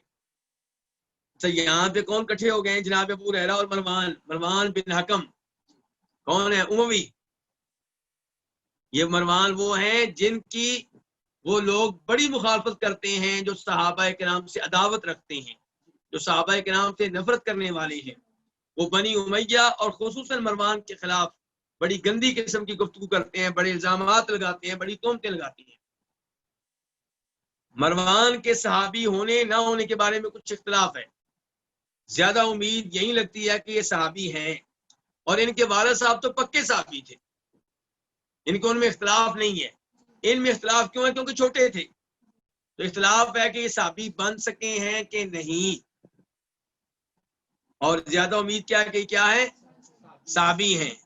اچھا، اب ان کے والد کون ہے جی؟ حکم. کہتے ہیں کہ نبی علیہ السلام نے حکم پہ بھی لعنت کی تھی اور اس کی اولاد پہ بھی لعنت کی تھی. تو حکم بھی ملعون ہو گیا، بیٹا مروان بھی ملعون ہو گیا. اور یہ بھی کہتے ہیں کہ نبی علیہ السلام نے اس کے باپ کو طائف کی طرف نکال دیا تھا، طائف بھیج دیا تھا، مدینہ سے نکال دیا تھا. یہ بات بالکل غلط ہے. حکم صحابی ہیں. کیا نبی علیہ السلام اپنے کسی صحابی پہ لعنت بھیج سکتے ہیں؟ اور کیا آپ کو اسلام سے یہ امید ہے کہ اسلام آپ کی اس اولاد پہ بھی لعنتیں بھیج دے جو ابھی پیدا ہونی ہے، جن کا ابھی کوئی قصور ہی نہیں ہے؟ تو یہ روایات ثابت نہیں ہے. آپ دیکھیں بخاری شریف دیکھ لیں آپ کہ امام بخاری مروان کی حدیث ذکر کرتے ہیں، مروان پہ اعتماد کرتے ہیں.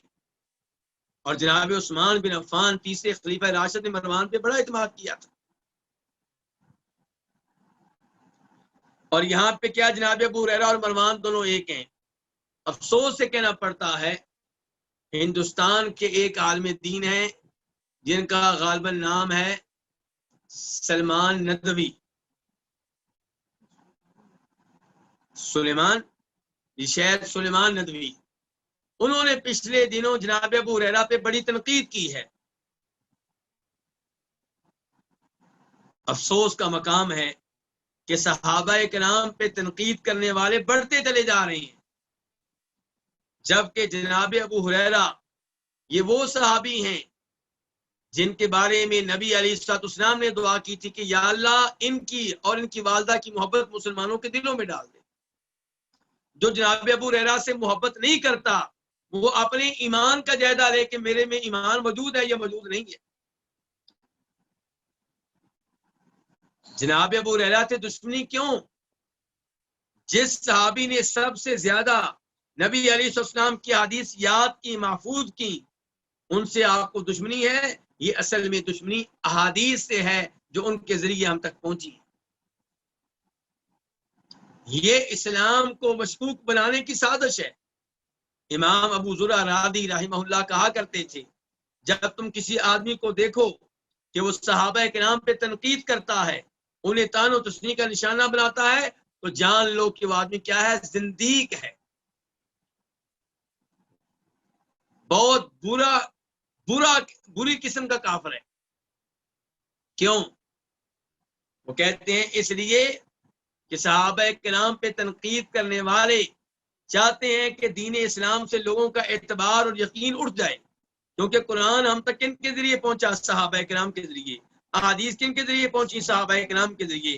جب صحابہ کرام داغدار ہو جائیں گے، جب ان پہ آپ تہمتیں لگائیں گے، الزامات لگائیں گے، ان کو مشکوک بنا دیں گے، تو پھر قرآن و حدیث بھی مشکوک ہو جائیں گے، کیونکہ یہ ان کے ذریعے پہنچے. تو اللہ اس شخص کو ہدایت دے. اور یہ شخص مسلسل ایسی حرکتیں کر رہا ہے جو قرآن و حدیث سے مطابقت نہیں رکھتی. کبھی وہ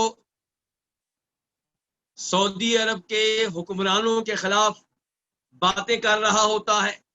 اور سعودی عرب کے حکمران کون ہیں؟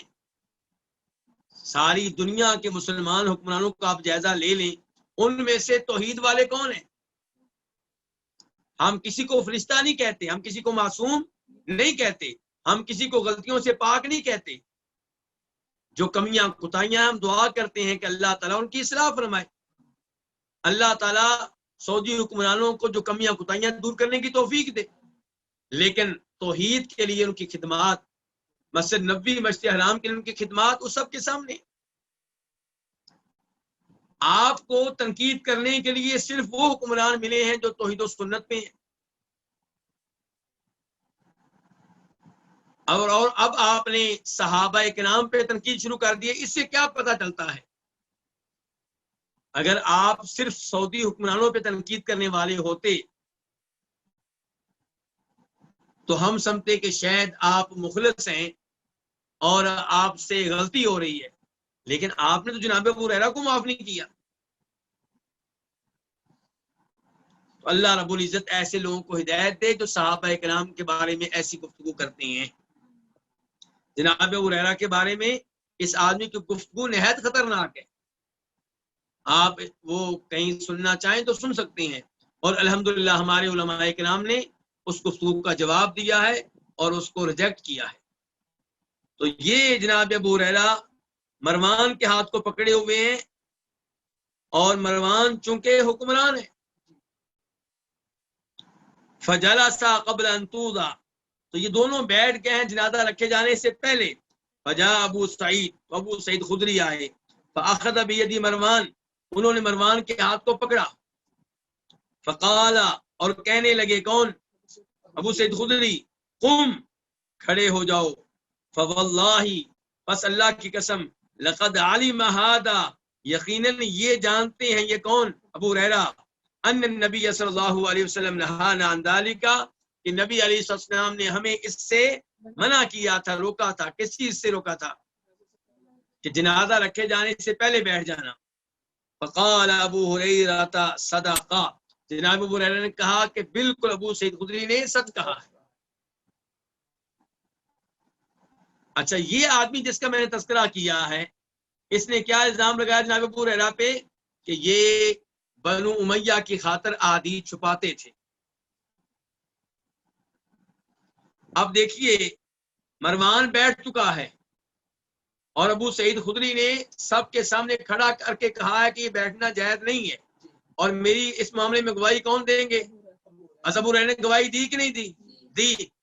اگر بنو امیہ کی خاطر حدیث چھپانے والے ہوتے، کہتے نہیں نہیں نہیں، آپ غلط کہہ رہے ہیں، ایسا نہیں ہے، مروان کو بچا لیتے. لیکن نہیں، انہوں نے کلمہ حق کہا ہے اور کہا کہ بالکل یہ صحیح کہہ رہے ہیں. لیکن پھر جب ابو ہریرہ کیوں بیٹھے؟ وہی بات ہے کہ بعد میں نبی علیہ السلام جنازے گزرے تو بیٹھے رہے، آپ نے بیٹھنے کو اختیار کیا. بعد میں بیٹھنے کو اختیار کیا، چاہے آپ اسے ناسک کہہ لیں یا آپ کہہ لیں کہ آپ نے بیٹھنے کو اختیار کیا بتانے کے لیے کہ بیٹھنا بھی جائز ہے اور کھڑے ہو جانا افضل ہے. حدیث نمبر 640 میم، اس کو روایت کرنے والے کون ہیں؟ امام مسلم. عن علی، روایت ہے کس سے؟ جناب علی سے. امیر المؤمنین جناب علی بن ابو طالب رضی اللہ تعالی عنہ، ہمارے چوتھے خلیفہ راشد، آل بیت میں سے ایک عظیم شخصیت، نبی علیہ الصلوۃ والسلام کے داماد، جن کے بارے میں اللہ کے رسول نے گواہی دی کہ اللہ ان سے محبت کرتا ہے، اللہ کے رسول ان سے محبت کرتے ہیں، اور یہ اللہ سے محبت کرتے ہیں، اللہ کے رسول سے محبت کرتے ہیں. اچھا، اب ان کی حدیث کو کون لے کر آئے ہیں؟ امام مسلم. صحابہ کرام سے بغض و دعوت رکھنے والے یہ بھی الزام لگاتے ہیں، جی امام بخاری، امام مسلم آل بیت کی حدیث کو ذکر نہیں کرتے. پہلی بات تو یہ ہے کہ تم نے آل بیت کے لفظ کو محدود کر دیا. آل بیت میں نبی علیہ السلام کی بیویاں داخل ہیں، آپ کے مسلمان چچا داخل ہیں، آپ کے چچاؤں کی مسلمان اولاد داخل ہیں. عبداللہ ابن عباس آل بیت میں سے ہیں اور ان کی احادیث سے بخاری مسلم بھری پڑی ہیں. جناب عائشہ آل بیت میں سے ہیں اور ان کی حدیث سے بخاری مسلم بھری پڑی ہیں. چلے جن کو تم نے آل بیت مانا، جناب علی، ان کی حدیث بھی موجود ہے. تو یہ جناب علی سے روایت لی ہے. جناب علی کہتے ہیں، رأینا رسول اللہ صلی اللہ علیہ وسلم قاما، ہم نے نبی علیہ السلام کو دیکھا کہ قام، آپ کھڑے ہوئے. یعنی کہ آپ نے کھڑے ہونے کو اختیار کیا کس موقع پہ؟ جنازے کو دیکھ کر. فقمنا، تو تب ہم بھی کھڑے ہوئے، ان دنوں ہم بھی کھڑے ہوتے تھے. وقعدا، اور پھر آپ نے بیٹھنے کو اختیار کیا. وقعدنا، تو ہم نے بھی بیٹھنے کو اختیار کر لیا. یعنی جناب علی مراد لیتے تھے پھر جنازہ تھی کہ جنازے میں، یعنی کہ جنازہ گزرتا تو ابتدا میں آپ کیا کرتے تھے؟ کھڑے ہو جاتے تھے. اس زمانے میں ہم بھی کھڑے ہو جاتے تھے. بعد میں جنازے گزرے تو آپ بیٹھے رہے، ہم نے بھی بیٹھنا شروع کر دیا. تو جناب علی کی حدیث سے بھی تائید ہو رہی ہے ابو سعید خدری کی، جناب ابو ہریرہ کے عمل کی. جناب ابو ہریرہ کا بیٹھنا اور مروان کا بیٹھنا وہ کوئی شریعت کے خلاف نہیں تھا.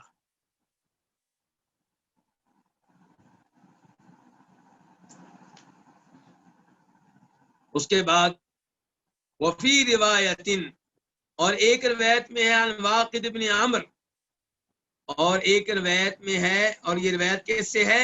واقد بن عامر بن سعد بن معاذ الانصاری سے. سعد بن معاذ مشہور صحابی ہیں، جو ان کے کیا لگے؟ ہوتے لگے.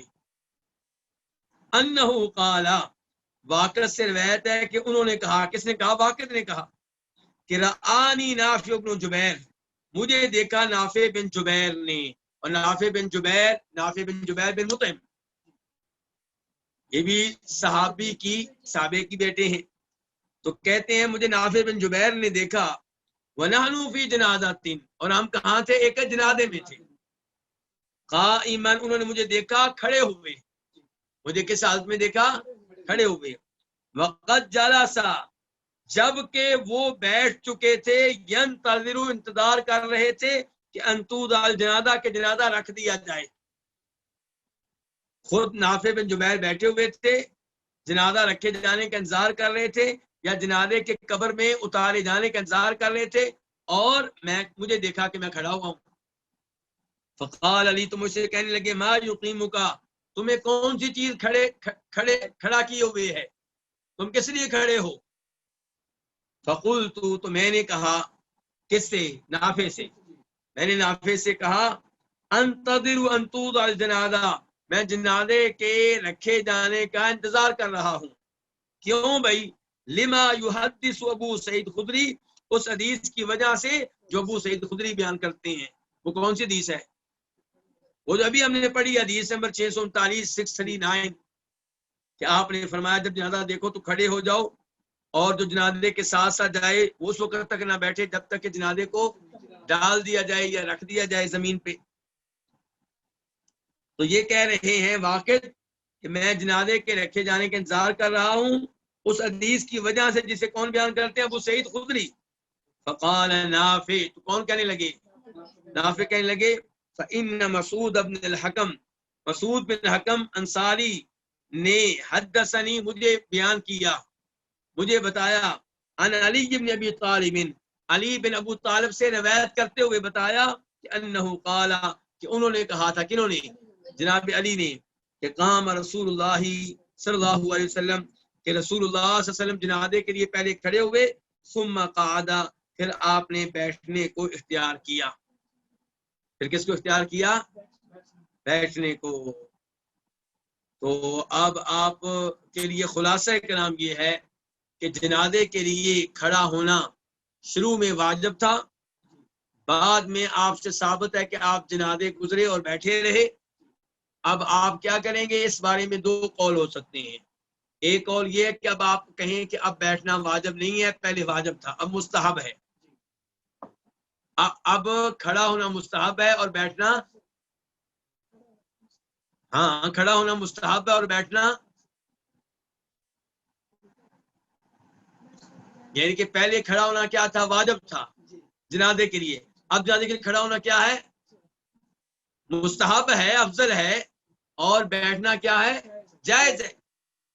دوسرا موقف آپ یہ اپنا سکتے ہیں کہ پہلے کھڑا ہونا واجب تھا اور اب کیا ہے؟ کینسل ہو چکا ہے.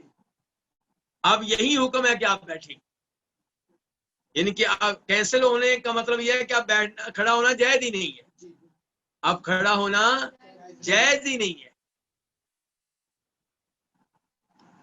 اور یہ جو روایات ہم نے پڑھی ہیں ان سے لگتا یہی ہے کہ کینسل ہونے کا، منسوخ ہونے کا قول زیادہ مضبوط ہے، ورنہ دیکھیں یہ کھڑے ہیں، کون کھڑے ہیں؟ واقد بن عمر، تو نافع بن جبیر کو ان پہ اعتراض کرنے کی کیا ضرورت ہے؟ یہ سوچتے کہ چلے میں بیٹھا ہوں اور یہ جائز ہے اور وہ کھڑے ہیں وہ افضل ہے، لیکن اس پہ انکار کیا، اور جب انہوں نے ابو سعید خدری کے حدیث کا حوالہ دیا تو انہوں نے مقابلے میں جناب علی کی حدیث کا حوالہ دیا، گویا کہ بتانا چاہتے ہیں کہ اب وہ حدیث کینسل ہو چکی ہے۔ اور یہی صورتحال لگتی ہے جناب ابو ہریرہ مروان کے عمل سے۔ جناب ابو ہریرہ تو نبی علیہ السلام کی احادیث کے محب تھے، وہ کیوں بیٹھے؟ ابو سعید خدری کی انہوں نے تائید کی ہے اس امر میں کہ اللہ کے رسول نے روکا تھا، لیکن بعد میں اللہ کے رسول نے کیا کر دیا؟ آپ نے بیٹھنے کو اختیار کیا۔ اور پھر وہ روایت جو شیخ البانی ذکر کرتے ہیں ابو داؤد شریف کی، جس کا نمبر کیا ہے 3176، اس میں کیا ہے پھر سن لیں۔ عبادہ بن سامت کہتے ہیں کہ نبی علیہ السلام جنازے میں کھڑے ہوتے یہاں تک کہ جنازے کو لحد میں رکھ دیا جاتا، ڈال دیا جاتا، قبر میں ڈال دیا جاتا۔ آپ کے پاس ایک یہودی عالم گزرا، اس نے کہا ہم بھی اسی طرح کرتے ہیں، تو نبی علیہ السلام نے بیٹھنے کو اختیار کیا اور کہا اجلسو، بیٹھا کرو، ان کی مخالفت کرو۔ تو یہ حدیث بتا رہی کہ یہودیوں کی وجہ سے آپ نے حکم تبدیل کر دیا، کیونکہ آخری زمانے میں آپ یہودیوں کی مخالفت کرنے کی کوشش کیا کرتے تھے دینی امور میں۔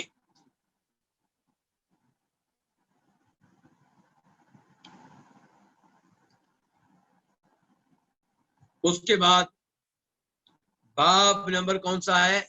27، باب احکام القبر، قبر کے احکام۔ حدیث نمبر 641 میم۔ اس حدیث کو روایت کرنے والے کون ہیں؟ امام مسلم۔ عن سعد بن ابی وقاص، کس سے روایت ہے؟ سعد بن ابی وقاص رضی اللہ تعالیٰ عنہ سے۔ یہ عشرہ مبشرہ میں سے ہیں، ان 10 صحابہ کرام میں سے ایک ہیں جن کو دنیا میں ایک ہی مجلس میں جنت کی خوشخبری ملی، ورنہ جنت کی خوشخبری جن صحابہ کرام کو ملی ہے وہ 10 نہیں ہے، وہ 10 سے کہیں زیادہ ہیں۔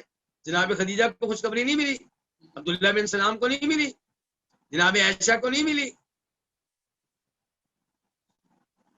تو جن کو جنت کی خوشخبریاں ملی ہیں وہ صحابہ کرام اور بھی ہیں۔ تو پھر یہ 10 کون ہیں؟ یہ 10 وہ ہیں جن کو آپ نے ایک ہی مجلس میں ہاں جی جنت کی خوشخبری سنائی، ان میں سے ایک سعد بن ابی وقاص ہے۔ اور یہ ساتھ ان میں بھی ہیں جن کو جناب عمر فاروق نے اس کمیٹی میں رکھا تھا، تو 6 آدمیوں کی کمیٹی تھی، کس کام کے لیے؟ خلیفہ مقرر کرنے کے لیے۔ جناب عمر جب فوت ہونے لگے کمیٹی بنا دی تھی کہ یہ 6 لوگ جمع ہوں گے اور یہی خلیفہ مقرر کریں گے۔ سعد بن وقاص انہ قال، یہاں پہ میں آپ کے معلومات میں اضافے کے طور پہ بتانا چاہوں گا کہ شاید پچھلے درس میں نے بتایا تھا کہ سعد بن ابی وقاص کہاں فوت ہوئے؟ مدینہ میں، اور عقیق کے قریب ان کا محل تھا، ادھر فوت ہوئے، اور ان کا جنازہ کہاں لایا گیا؟ میں نے کہ بقی قبرستان میں لا کے ان کو دفن کیا گیا، اور جناب عائشہ نے بھی ان کا نمازی جنازہ ادا کیا، کہاں؟ مسجد نبوی میں۔ میں نے بتایا تھا کہ دفن یہ ہوئے ہیں بقی میں، اور چائنا میں، چین میں ایک قبر ہے، ایک دربار ہے جو منسوب ہے جناب سعد بن ابی وقاص کی طرف رضی اللہ تعالیٰ عنہ۔ تو میں نے کہا تھا اس سے پتہ چلتا ہے کہ قبروں کے بارے میں جو مشہور کر دی جاتا ہے یہ اس کی قبر ہے، یہ اس کی قبر ہے، اس بزرگ کی ہے، تو یہ سوچ سمجھ کے یہ بات ماننی چاہیے۔ اور میں نے اشارہ کیا تھا جناب علی کی قبر آپ لے لیں جو مشہور ہے، حقیقت میں جناب علی کی نہیں ہے، یہ ہمارے پرانے علماء کرام نے بیان کیا ہے۔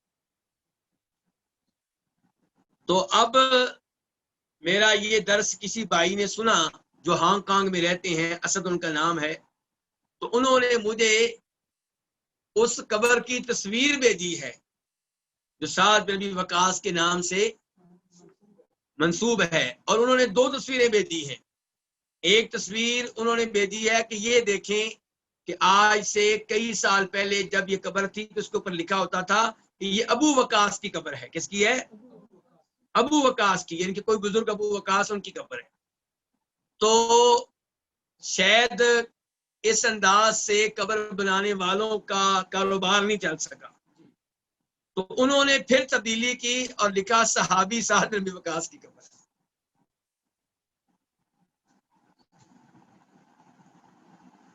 تو بہرحال یہ ہے سعد بن وقاص. ان سے روایت ہے انہو قال کہ انہوں نے کہا فی مرضه الذي هلك فيه، انہوں نے اپنی اس بیماری میں کہا جس بیماری میں وہ کیا ہوئے؟ ہلاک ہوئے، فوت ہوئے، وفات پائی. کیا کہا؟ الہدوا لی لحدا، میرے لیے بغلی قبر بنانا. ہم گھر میں قبر کی باتیں نہیں کرتے، گھر والے بھی کہتے ہیں کیسی باتیں کر رہے ہو، کیوں ہمیں پریشان کر رہے ہو. نہیں بھائی، ابھی سے بچوں کی تربیت کریں، ان کو بتائیں ہماری قبر کچی ہونی چاہیے، ان کے اوپر کوئی کتبہ وغیرہ نہیں لگانا، اس کے اوپر کچھ لکھنا نہیں ہے، اس کو پختہ نہیں کرنا، پھول نہیں چڑھانے، اور میرے فوت ہونے کے بعد نوحہ نہیں کرنا. کہیں ایسا نہ ہو نوحہ تم کرو، قبر میں عذاب مجھے ملے. تو یہ جناب ساتھ کیا کہہ رہے ہیں؟ الہدوا لی لحدا، میرے لیے قبر کیسی بنانا؟ بغلی قبر بنانا. وانصبوا علی اللبن نصبا، اور میرے اوپر کچی اینٹیں نصب کرنا. یعنی کہ میت کو قبر میں ڈالنے کے بعد اینٹیں رکھنی پڑتی ہیں تاکہ مٹی نیچے نہ گرے. تو کہتے ہیں میرے اوپر کون سی اینٹیں نصب کرنا؟ کچی اینٹیں.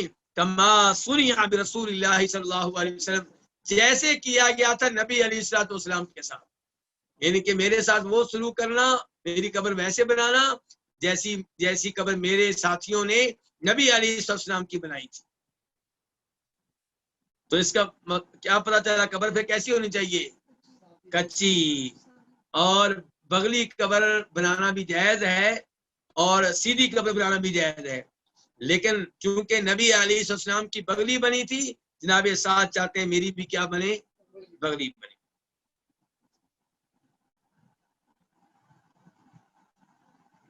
چونکہ آپ لوگوں کا وقت ہو چکا ہے، اس لیے یہیں پہ اکتفا کرتے ہیں. انشاءاللہ اس موضوع کو مکمل کریں گے. اللہ رب العزت سے دعا ہے کہ اللہ تعالی ہمیں صحیح معنوں میں قرآن و حدیث پہ عمل کرنے کی توفیق عنایت فرمائے، اور آپ لوگوں کے وقت میں، آپ لوگوں کے رزق میں، آپ لوگوں کی اولاد میں برکتیں ڈالے، اور ہم سب کو اللہ تعالیٰ توحید و سنت میں موت دے. اور اللہ کرے ہماری فوتگی اور ہمارے جنازے اور ہماری قبر اور تدفین اور کفن کے معاملات شریعت کے مطابق حل ہوں. اللہ تعالیٰ ہمیں اپنی رحمت میں ڈھانپ لے. وآخر دعوانا الحمدللہ رب العالمین.